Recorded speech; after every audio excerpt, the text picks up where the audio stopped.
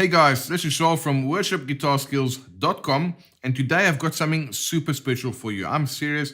The thing I'm going to show you today has the power to literally transform your guitar playing, and what we're going to look at is how to read rhythms. Now, most lessons here on YouTube or on the internet, they don't indicate rhythm whatsoever, and even most of the worship guitar charts just don't have any indication for rhythm, and that is a massive problem, because rhythm is literally one of the main components of music. And once you learn how to read rhythms, you'll be able to elevate your guitar playing, literally transform your skills on the guitar, because you'll be able to pick up things so much faster because you have the ability to read and to see rhythm.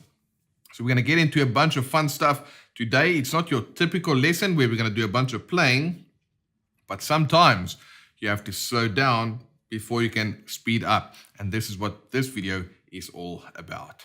All right, so let's imagine for a second, someone asks you, what are the three main components of music? What would you tell them? Maybe you just want to take a second there, think about that real quick, maybe pause the video and just think about what would you tell somebody the three main components of music are. All right? Well, I'm going to give it to you today. There's three things. There's rhythm, which is on a guitar we do with our strumming hand, or whether we pick stuff, whatever the case may be, but we have to add some rhythm. Then you get harmony, which is when you have a bunch of single notes played together, which gives you chords, and then you have melody.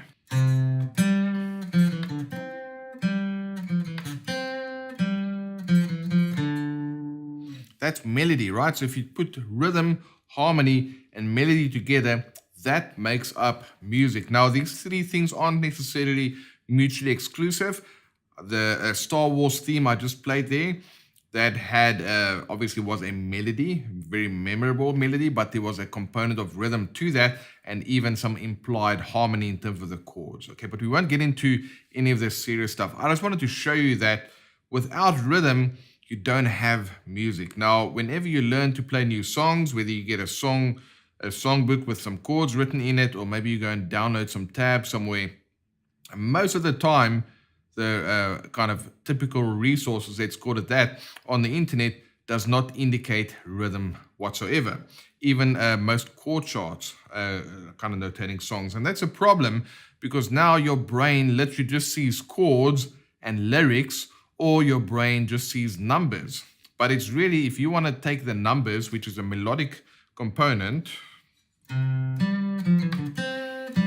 there's a certain rhythm that needs to be played in order for those rhythms, for that melody to sound like the melody. Or if you're playing chords,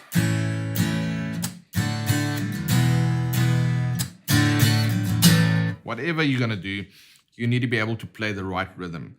So the cool thing happens when your brain can actually see what the rhythm looks like.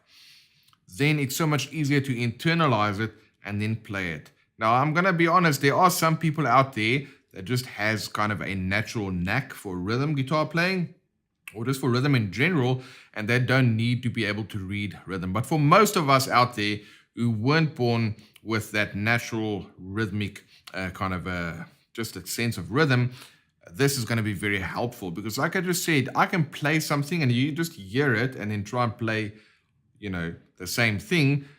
You are most likely going to be able to get it, but it's going to take a long time, because there's going to be some trial and error, and it's not going to be easy for you to remember that rhythm, as opposed to if you were able to see that rhythm as well as hear it and then do it. You see, then it becomes kind of like a threefold, or like a three-dimensional learning process. You can see it, you can hear it, and then you can play it. All right, now before you can actually start to see rhythms, you need to just know what all the symbols mean, how to play different note values, and just kind of see how all of that stuff fits into what we call a bar of music. So that is what we're going to get into now, and I'm going to show you a graphic on screen here, and we're going to quickly run through various components within this graphic. So here you can see number 1, that says 4/4. So that is literally just what we call a time signature. The top number tells us how many beats there are on a bar, and the bottom number tells us what kind of beats those are. So in that case, 4, 4 tells me that we have 4 beats in a bar, and each one of those beats has got the value of a quarter note. So 1, 2, 3, 4. 1, 2, 3, 4. In fact, that is what you can see next up. The second thing there, those are 2 quarter notes. Now you can see that these notes don't have the little round note heads. Instead, it's just what we call a rhythm slash.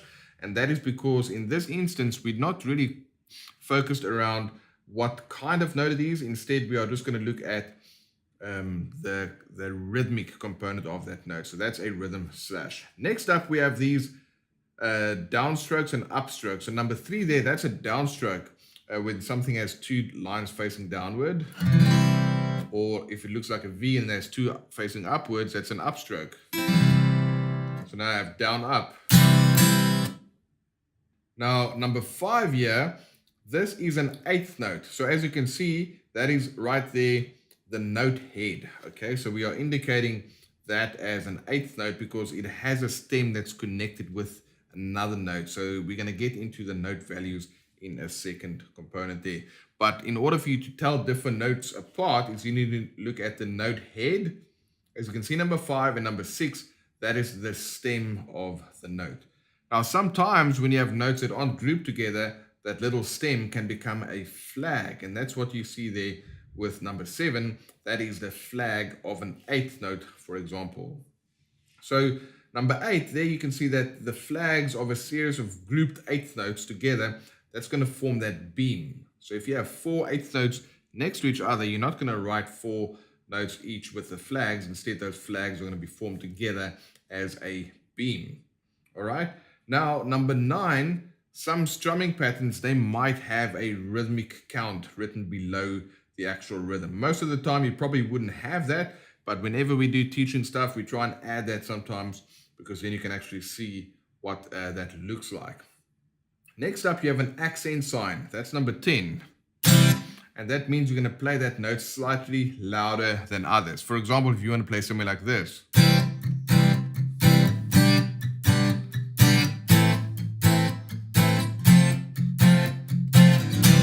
That's when you're going to use accents. Number 11 there, that is a rest. If you literally just rest your hand on the strings like that, then it's going to mean that there shouldn't be any sound there. And number 12, that's a tie. And the tie is when you group the value of one note to another note. So that means the second note, you're not going to play it. You're literally just going to tie to that note. And then number 13 here is when you have these 2 dots at the beginning and at the end of the bar, that is a repeat sign. So whatever is written, between the starting and the ending repeat signs, that you're going to play that twice. So now if I play this strumming pattern for you, it's going to sound like this. Check it out. 1, 2, 3, 4.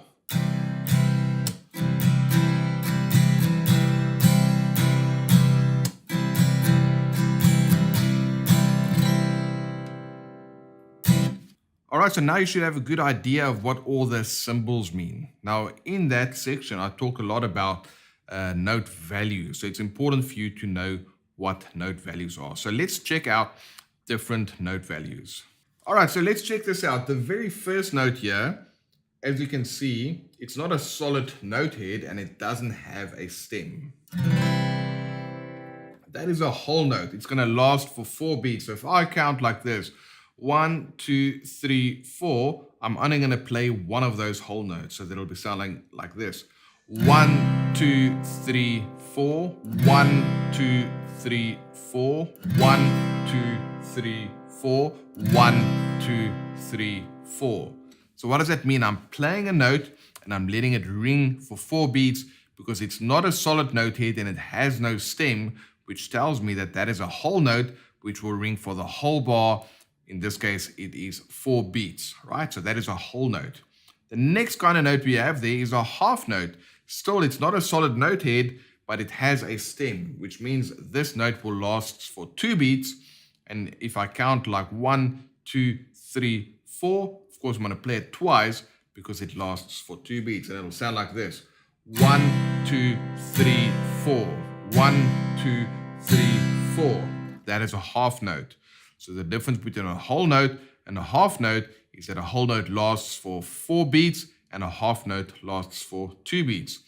Next up, we have, looks very similar to an half note, but instead of the note head being a hollow note head, this is now a solid note head, which is a quarter note. And a quarter note lasts for 1 beat. So now I'm going to play 1 note per beat. Check it out. 1, 2, 3, 4. 1, 2, 3, 4. 1, 2, 3, 4. All right, so now we have 3 different kinds of notes. A whole note, which lasted for 4 beats, then a half note that lasted for 2 beats, and a whole note that lasts for 1 beat. Our next note is an 8th note, which is a solid note head with a stem and a flag, or when we join them together, those flags form beams, like we discussed in the previous section. So check this out, an 8th note, I have 2 8th notes per beat, which means if I have 4 beats in a bar, I'm going to have 8 8th notes in a bar. And can you see the similarity here? 8 notes, 8th notes. That's going to sound like this. 1, 2, 3, 4. 1 and 2 and 3 and 4 and 1 and 2 and 3 and 4 and. And then we have 16th notes. So solid note head with a stem and 2 flags, which becomes 2 beams. And there, a 16th note, there's 4 16th notes per beat. So that's going to be 1E and a 2E and a 3E and a 4E and a.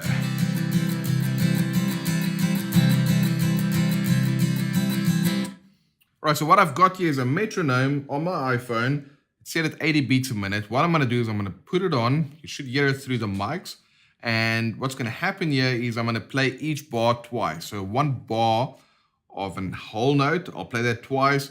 2 bars of half notes, 2 bars of quarter notes, 2 bars of 8th notes, and 2 bars of 16th notes, so that you can hear the variation between these note values. 1, 2, 3, 4.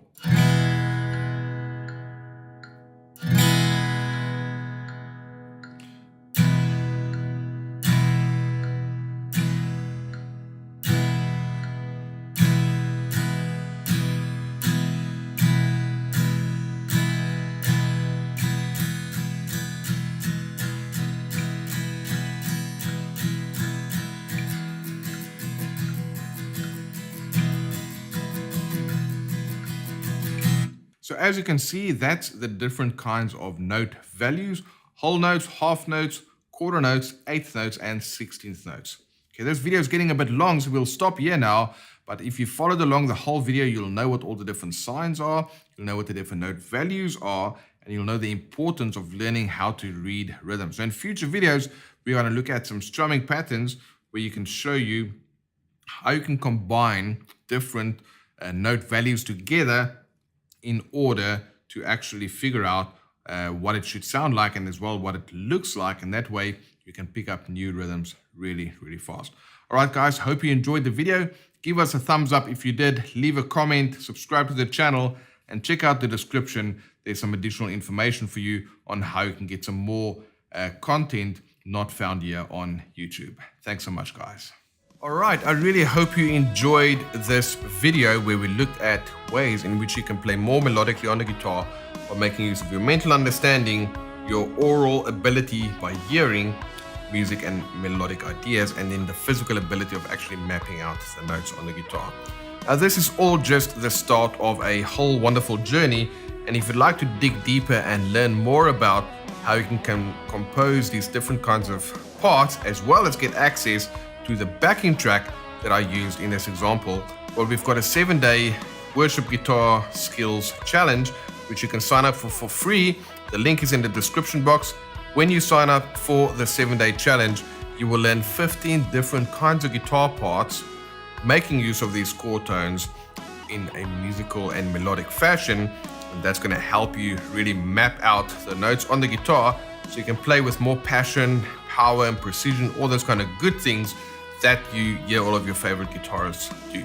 So that's all covered in the 7-day guitar challenge. You'll get tablature, you'll get a backing track, and you will also get access to my personal email address. So if you've got any questions, you can just fire off an email, and then I will go ahead and address that in future videos. All right, guys, been awesome hanging with you today. Make sure you sign up for the 7-day guitar challenge so we can go ahead and dig deeper into this wonderful journey of becoming a better guitarist.